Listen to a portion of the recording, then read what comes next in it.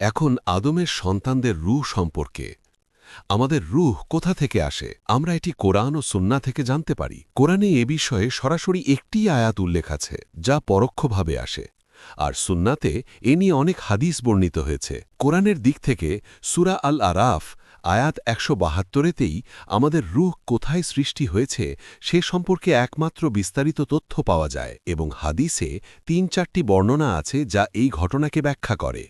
সূরা আল আরাফ ১৭২ কি বলা হয়েছে? আল্লাহ বলেন, মনে করো, স্মরণ করো। যখনই আল্লাহ এভাবে বলেন, এর মানে হয় বিষয়টি স্মরণে আনতে হবে, মনে রাখতে হবে। আল্লাহ বলেন অর্থ স্মরণ করো, যখন আল্লাহ আদম সন্তানদের পিঠ থেকে তাদের বংশধরদের বের করে নিলেন এবং তাদের নিজেদের উপর সাক্ষী করালেন। তারা সাক্ষ্যদানের আসনে দাঁড়াল এবং তারা নিজেদের বিরুদ্ধে সাক্ষ্য দিল।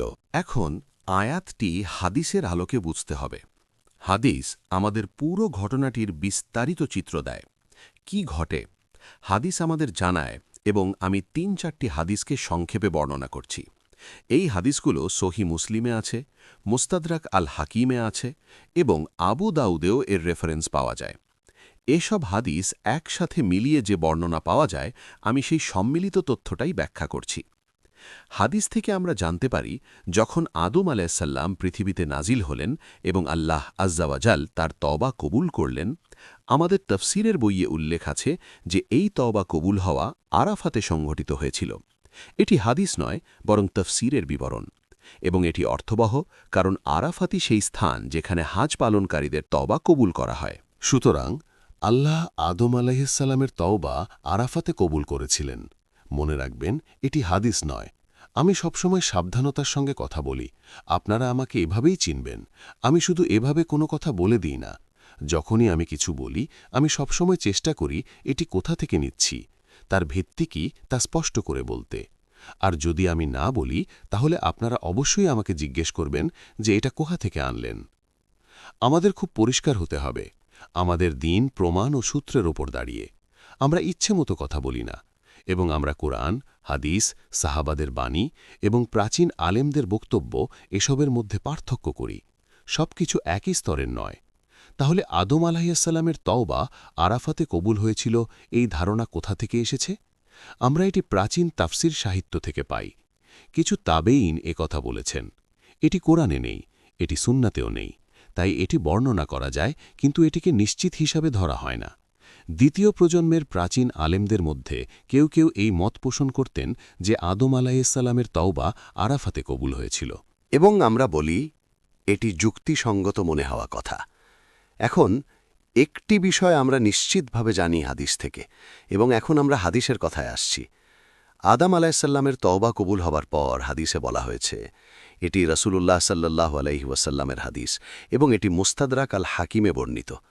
হাদিসে বলা আছে, আল্লাহ সুবহানাহু ওয়া তাআলা আদম আলাইসাল্লামের পিঠের হাড় স্পর্শ করলেন, এবং তার পিঠের হাড় থেকে আল্লাহ পৃথিবীতে কিয়ামত পর্যন্ত যত প্রাণ, রূহ বা আত্মা আসবে সবগুলো বের করে আনলেন। এটি অত্যন্ত গুরুত্বপূর্ণ ঘটনা, কারণ এখান থেকেই আমাদের উৎপত্তি ও জন্ম। এখান থেকেই আমাদের রূহের অস্তিত্ব শুরু হয়েছে। আমাদের রূহ এর সূচনা কোথায়? আদম আলাইসাল্লামের রূহ কোথায় সৃষ্টি হয়েছিল? উপরে, আকাশমণ্ডলে। কে সৃষ্টি করেছিলেন? আল্লাহ নিজ হাতে সরাসরি সৃষ্টি করেছিলেন। কিসের মাধ্যমে সৃষ্টি হয়েছিল? আমাদের কোনো ধারণা নেই। এটি এমন এক বিষয় যা মানব জ্ঞানের বাইরে। কিন্তু আমাদের রূহ কোথায় সৃষ্টি হয়েছিল? এই পৃথিবীতেই সৃষ্টি হয়েছিল। কি থেকে? আদম আলাইসাল্লামের পিঠের হাড় থেকে। এবং বলা যায় এটি আদম আলাইসাল্লামের রূহ থেকে বের করা হয়েছিল, এবং কোরআনে যে ঘটনা উল্লেখ আছে সেটি এই বিষয়কে ইঙ্গিত করে। পিঠের হাড় থেকে, সুলুব থেকে, এবং হাদিসে যে শব্দটি এসেছে সেটি হল সুলুব। সুলুব মানে হল ব্যাকবোন বা পিঠের মেরুদণ্ড। সুতরাং হাদিসে বলা হয়েছে, আল্লাহ আদম আলাইহিওয়াসাল্লামের সুলুব থেকে, আপনি যেভাবে বলতে চান বলুন, তার অন্তর বা রুহের উৎস থেকে কিয়ামত পর্যন্ত যত রুহ জন্মাবে সব রুহ আল্লাহ বের করে আনলেন। এবং এই ঘটনা ঘটেছিল আরাফাতে। তাই আমি যখন হজে যাই এবং আরাফাতে দাঁড়াই, আমি আমার দলকে সবসময় বলি, আমরা আরাফাতেই জন্মেছি, এবং এই কথার মধ্যে সত্যতা আছে। হ্যাঁ, আমরা আরাফাতেই জন্মেছি। আমাদের আধ্যাত্মিক জন্ম স্পিরিচুয়াল বার্থ আরাফাতে। শারীরিক জন্ম অবশ্যই সেই জায়গায় যেখানে আমাদের মায়েরা আমাদের জন্ম দিয়েছেন, কিন্তু আমাদের রুহের জন্ম হয়েছে আরাফাতে। এটি হাদিসে স্পষ্টভাবে এসেছে। সুতরাং আল্লাহ আজ্জা ওয়াজাল আমাদের রুহ সৃষ্টি করেছেন সরাসরি আদম আলাইহিওয়াসাল্লামের মধ্য থেকে, এবং এই রুহ শরীর ছাড়া আলাদাভাবেই অস্তিত্ব রাখত। শরীর তখনও ছিল না, এমনটাই স্বাভাবিক। এটাই আমাদের রুহের শুরু। এরপর কুরআন আমাদের জানায় যে আল্লাহ এই সমস্ত রুহকে নিজেদের বিরুদ্ধে সাক্ষ্য দিতে বাধ্য করেছিলেন। দেখুন, আমাদের সংবিধানে 5th অ্যামেন্ডমেন্ট বলে একটি অধিকার আছে, যার মানে হল আপনি নিজের বিরুদ্ধে সাক্ষ্য না দেওয়ার অধিকার রাখেন, আপনার নীরব থাকার অধিকার আছে। কিন্তু কিয়ামতের দিনে এবং এই ঘটনাটি যখন হয়েছিল সেখানে কোনো 5th নেই। কিয়ামতের দিন আপনার শরীরই আপনার বিরুদ্ধে সাক্ষ্য দেবে, ভালো ও মন্দ সবকিছুই। আমরা আল্লাহর কাছে আফিয়া চাই। আর যখন আমাদের রুহ সৃষ্টি হয়েছিল তখনও কোনো 5th ছিল না। আল্লাহ সরাসরি রুহগুলোর সাথে কথা বলেছিলেন। এবং প্রশ্ন কি ছিল? কোরআনেই বলা আছে। এই ঘটনাটিকে বলা হয় ইয়াউমুল আলাস্ত, অর্থাৎ আমি কি তোমাদের রব নই, যেদিনের প্রশ্ন। এটি আরও বলা হয় মিসাকের দিন, কারণ এটিই ছিল সেই মহান অঙ্গীকার, মিসাক। রাসূলুল্লাহ সাল্লাল্লাহু আলাইহি ওয়াসাল্লাম বলেছেন যে আল্লাহ আদমের সন্তানদের কাছ থেকে এই মিসাক নিয়েছিলেন আরাফাতে। এখানে মিসাক শব্দটি ব্যবহার করা হয়েছে। মিসাক মানে হল একটি চুক্তি, অঙ্গীকার, প্রতিশ্রুতি, কভেনেন্ট। তাহলে সেই চুক্তিটি কি ছিল? সেই অঙ্গীকারটি কি ছিল? সেই চুক্তির শর্ত কি ছিল? খুব সহজ। তোমরা কি জানো না আমি তোমাদের রব? এটি অত্যন্ত শক্তিশালী বিষয়, কারণ আল্লাহ শুধু বলেননি আমি তোমাদের রব। আল্লাহ বলেছেন আমি কি তোমাদের রব নই? আমি তোমাদের রব, এটি একটি শিক্ষা দেওয়ার ভঙ্গি।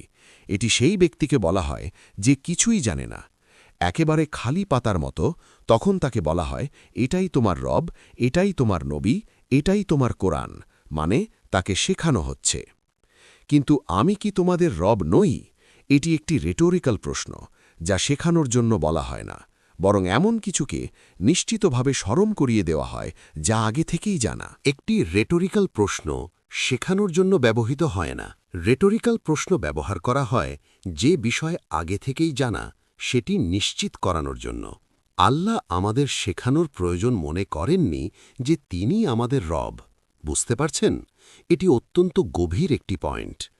আল্লাহকে আমাদেরকে শেখাতে হয়নি কে তোমাকে সৃষ্টি করেছে, কে তোমার রব। এগুলি শেখানোর প্রয়োজন ছিল না। আল্লাহ শুধু নিশ্চিতভাবে স্মরণ করালেন আমি কি তোমাদের রব নই? আর তখন আমরা সবাই কি উত্তর দিয়েছিলাম? কুরআন বলে বালা, হ্যাঁ হে আল্লাহ, আপনি আমাদের রব। হ্যাঁ, আমরা সাক্ষ্য দিচ্ছি যে আপনি আমাদের রব। এখন এই মুহূর্তে আমরা শুধু রূহ ছিলাম। প্রশ্ন হল, এই রূহগুলো কি কোনো নবী পেয়েছিল? উত্তর না। এই রূহগুলো কি কোনো ওয়াহি, কুরআন, তাওরাত, জবুর পেয়েছিল? না। এই রূহগুলো কি পৃথিবীতে এসে আকল ব্যবহার করার কোনো সুযোগ পেয়েছিল? আল্লাহর নিদর্শন দেখার কোনো সুযোগ? না। তাহলে রূহগুলি কিভাবে জানল? কিভাবে তারা উত্তর দিল? কিভাবে তারা চিনল? উত্তর, আল্লাহ যে ফিতরা দিয়ে রূহ সৃষ্টি করেছেন সেই ফিতরা থেকেই। ফিতরা আমাদের ভেতরে জন্মগতভাবে স্থাপিত। আল্লাহ আমাদের রূহকে যেভাবে বানিয়েছেন তার মধ্যেই রবকে চিনে নেওয়ার ক্ষমতা রয়েছে। সুতরাং রুহগুলো আল্লাহর সামনে ছড়িয়ে দেওয়া হয়েছিল। আমরা এটি কিভাবে জানি? হাদিস থেকে। রাসূলুল্লাহ সাল্লাল্লাহু আলাইহি ওয়াসাল্লাম বলেছেন, আল্লাহ সমস্ত রুহকে নিজের সামনে ছড়িয়ে দিয়েছিলেন। আদম আলাইহিসসালাম সেখানেই ছিলেন। আমরা সবাই আদম আলাইহিসসালামের পিছনে ছিলাম। এ ঘটনা ঘটে আরাফাতে। কতগুলো রুহ? যত মানুষের জন্ম হবে সবাই। আমরা ছিলাম, আমাদের পূর্বপুরুষরাও ছিল, আমাদের ভবিষ্যৎ সন্তানেরাও ছিল। যে কেউ একবার হলেও দুনিয়ায় শ্বাস নেবে, এক মুহূর্তের জন্যে হলেও বাঁচবে। প্রতিটি রূহ সেদিন সেখানে ছিল। আমরা সবাই ছিলাম। তারপর আল্লাহ সেই অঙ্গীকার নিলেন। এটাই মিসাক, এটাই আমাদের রূহের সৃষ্টিক্ষণ। তারপর এই রূহ এমন এক অবস্থায় থাকে যা সম্পর্কে আমাদের কোনো ধারণা নেই। কোরআন বা সুন্নাহ কোথাও তা ব্যাখ্যা করে না, পরবর্তী উল্লেখ পর্যন্ত। আর সেই পরবর্তী উল্লেখটি আসে সহি বুখারী ও সহি মুসলিমের একটি হাদিসে, ইবন মাসুদ রাদিয়াল্লাহু আনহুর বিখ্যাত হাদিস।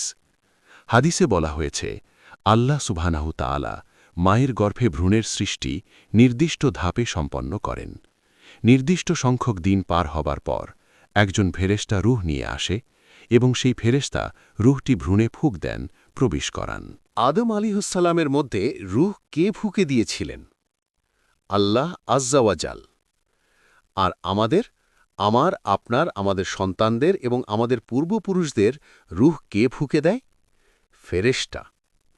এটি একটি বড় পার্থক্য। আল্লাহ আদম আলিহুসালামকে বিশেষ মর্যাদা দিয়েছেন, আর আমাদের ক্ষেত্রে ফেরেশতা এসে মায়ের গর্ভে রূহ প্রবেশ করায়। ফেরেশতা যখন রূহ ফুঁকে দেয় তখনই ভ্রূণ জীবন্ত সত্তায় পরিণত হয়। এখন আমাদের ফিকহের আলেমরা এই বিষয়টি নিয়ে অনেক বিস্তারিত আলোচনা করেন, কারণ এর সাথে একটি গুরুত্বপূর্ণ বিষয় জড়িত। গর্ভপাতের ইসলামী বিধান কখন ও কোন পরিস্থিতিতে প্রযোজ্য হবে। এটি খুব জটিল একটি বিষয়, এখন আলোচনার বিষয় নয়, এটি আলাদা ফিকহ আলোচনা। সব আলোচনা ঘুরে ফিরে একটা জায়গায় আসে: রূহ কবে ভ্রূণে প্রবেশ করে। কারণ সেই মুহূর্ত থেকেই ভ্রূণ একটি জীবন্ত মানব সত্তা হিসেবে গণ্য হয়, এবং যখন এটি জীবন্ত মানুষ হয়ে যায় তখন তার জীবন নেওয়া হল হত্যার সমান। এর আগে পরিস্থিতি নিয়ে আলেমদের মধ্যে ভিন্ন মত রয়েছে, তাই এই আলোচনায় আমি যাচ্ছি না। হয়তো কোনোদিন প্রশ্নোত্তর পর্বে এটি আলোচনা করা যাবে। এটি সম্পূর্ণ আলাদা একটি বিষয়। এখন কথা হল, এটি রূহের দ্বিতীয় ধাপ। রূহের মোট 5টি ধাপ আছে। খুব সংক্ষেপে আমরা সেগুলো আলোচনা করি। প্রথম ধাপ, রূহের সৃষ্টি থেকে শুরু করে ভ্রূণে প্রবেশের আগ পর্যন্ত সময়। এই ধাপ সম্পর্কে কুরআন ও সুন্নাতে কোনো তথ্য নেই।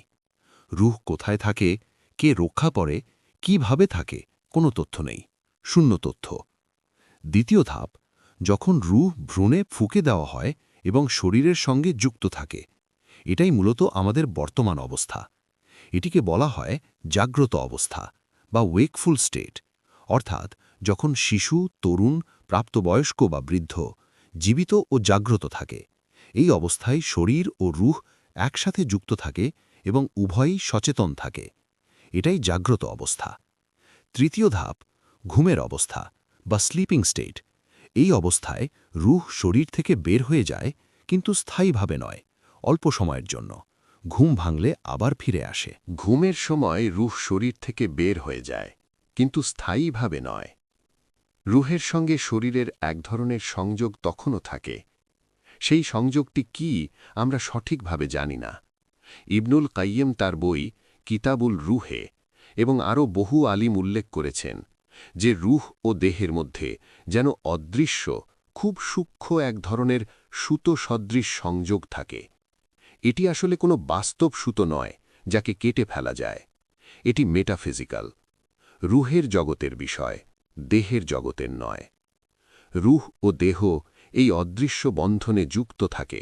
এ কারণেই দেহে কিছু ঘটলে রূহ মুহূর্তেই ফিরে আসে এবং মানুষ হঠাৎ জেগে ওঠে। আমরা অনেক সময় ঝটকা দিয়ে জেগে উঠি। হঠাৎ কি হল? কারণ রূহ তখনই দ্রুত ফিরে এসেছে। সুতরাং ঘুমের সময় দেহ থেকে রূহের পৃথক হওয়া, এটি কুরআন ও সুন্নাতে স্পষ্টভাবে উল্লেখিত। এটি খুব পরিষ্কার একটি বিষয় এবং আমাদের আকীদার অংশ। ঘুম কি? ঘুম হল রূহের দেহ থেকে সাময়িক বিচ্ছিন্ন হওয়া। কোরআনে একটি বিখ্যাত আয়াতে আল্লাহ এ বিষয়ে স্পষ্টভাবে বলেছেন। আল্লাহ 2টি ধরনের রূহকে নিজের কাছে নিয়ে নেন। 1, যাদের মৃত্যু ঘটে তাদের রূহ।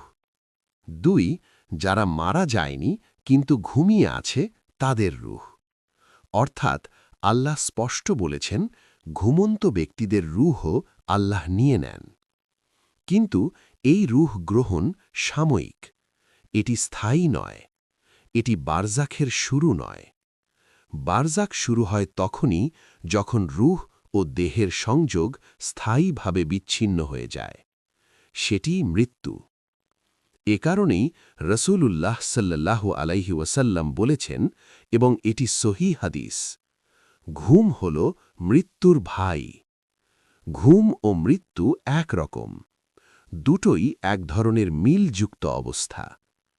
এ কারণেই আমরা দেখি অনেক মানুষ ঘুমের মধ্যেই মারা যায়। আল্লাহ কোরআনে বলেন, যাদের মৃত্যুর ফয়সালা হয়ে গেছে আল্লাহ তাদের রূহ নিজের কাছেই রেখে দেন, আর যাদের সময় এখনো আসেনি তাদের রূহ ফিরিয়ে দেন, তারা জেগে ওঠে যতক্ষণ না তাদের নির্ধারিত সময় এসে যায়। এসব কিছুই কোরআনে উল্লেখ আছে। এজন্যই খুব সাধারণভাবেই দেখা যায় মানুষের মৃত্যুর অন্যতম সাধারণ রূপ হল শান্তিময় মৃত্যু। যখন কেউ ঘুমিয়ে থাকে এবং ঘুমের মধ্যেই মৃত্যুবরণ করে, সে আর জাগে না। কোরআনে এ বিষয়টি স্পষ্টভাবে বলা হয়েছে। সুতরাং এই ব্যক্তির আত্মা ঘুমের অবস্থায় গিয়েছিল, তারপর সেই আত্মা তুলে নেওয়া হয় এবং এরপর মৃত্যু ঘটে। এটি তৃতীয় অবস্থা। তাই এটি মনে রাখেন, এটি আমাদের সবার জানা উচিত। নম্বর 1, জন্মপূর্ব অবস্থা, প্রিবার্থ। নম্বর 2, গর্ভে থাকা অবস্থার জীবন। এবং এই সম্পর্কটি শুরু হয় আমাদের মায়ের গর্ভেই, যা আমাদের বর্তমান অবস্থার আগের ধাপ। কারণ আধুনিক বিজ্ঞান প্রমাণ করেছে যে গর্ভের ভ্রূণ জাগ্রত ও নিদ্রিত থাকে। মায়ের গর্ভের মধ্যেও এমন সময় থাকে যখন শিশু জেগে থাকে এবং এমন সময় থাকে যখন সে ঘুমিয়ে থাকে। সুবহানাল্লাহ!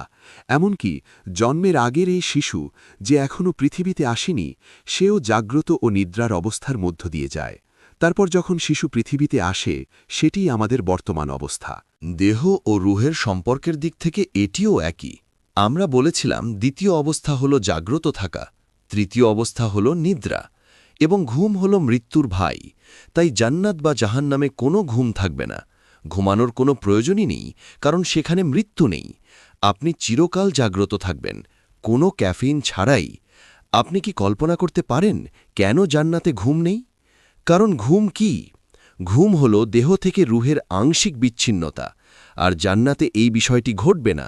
তাই জান্নাতে ঘুম নেই। জান্নাতে আপনি কখনো ক্লান্তও হবেন না। এটাই তৃতীয় অবস্থা। চতুর্থ অবস্থা হল যে বিষয়টি আমরা এই সিরিজে আলোচনা করব, তা হল বারজাক। বারজাক হল সেই সময়কাল যখন রূহ ও দেহের সম্পর্ক সম্পূর্ণভাবে বিচ্ছিন্ন হয় এবং রূহ বারজাক নামক একটি জোনে প্রবেশ করে। এরপর আসে পঞ্চম অবস্থা। পঞ্চম অবস্থা তখন শুরু হয় যখন শেষবার শিঙ্গা বা ট্রাম্পেট ফু দেওয়া হবে। প্রথম শিঙ্গা নয়, শেষ শিঙ্গা। কিছু আলেম বলেন 3 বার শিঙ্গা ফু দেওয়া হবে, কিছু বলেন 4 বার, আর কিছু বলেন 2 বার। আমরা ইনশাআল্লাহ শিঙ্গার এই বিষয়টি নিয়ে আলোচনা করব। বারজাখের পর যখন আমরা সেই পর্যায়ে পৌঁছাব, তখন বারজাখ পরবর্তী প্রথম আলোচনাতেই আমরা শিঙ্গার সংখ্যা নিয়ে কথা বলব এবং এ বিষয়ে আলেমদের মধ্যে যে মতভেদ আছে তা আলোচনা করব। তবে মূল কথাটি হল, বারজাখ স্থায়ী থাকে শেষ শিঙ্গা ফুকানো পর্যন্ত, প্রথম শিঙ্গা পর্যন্ত নয়।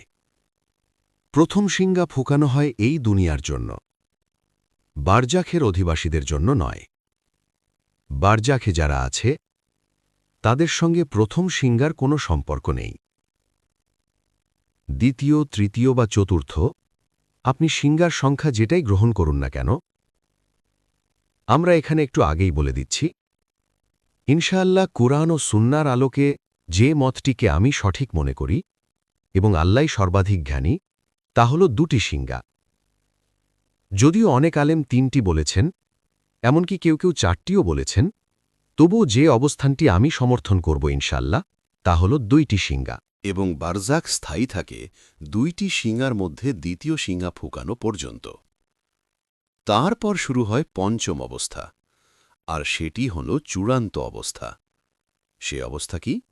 পরকালের রূহ ও জাসাদের স্থায়ী পুনর্মিলন।